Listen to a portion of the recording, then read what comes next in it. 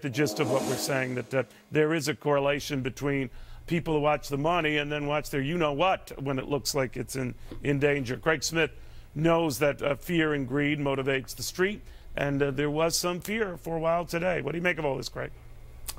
Yeah, it's amazing. Of course, if you watch Fox Business, and if you don't get it, Neil, I suggest that you demand it immediately, because they're demanding things all over the world.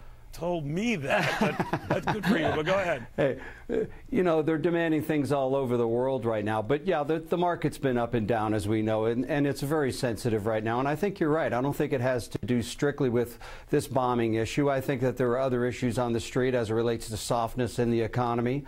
But I find it very interesting on May Day, Neil. All these people out there screaming, we want more government. We want them to help us out.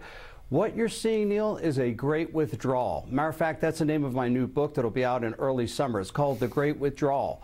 When the governments have for that very well-timed plug.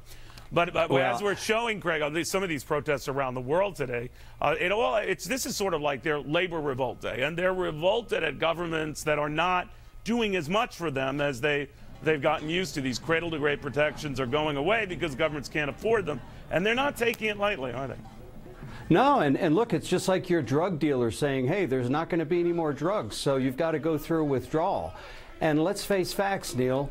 We have given drugs all over this world. Look at the bailouts in Cyprus, Portugal, Greece. Has anything changed economically? No.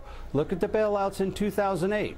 We still have low growth. We have still high unemployment. These people have to realize that the government is not the answer to the problem. Neil, the government is the problem. They try to manage economies, and that's not what a government is supposed to do. And when the tough medicine comes out, they don't like it. Craig, thank you for your patience and all the breaking news. Craig Smith, we're going to explore this in a lot more detail on the afternoon.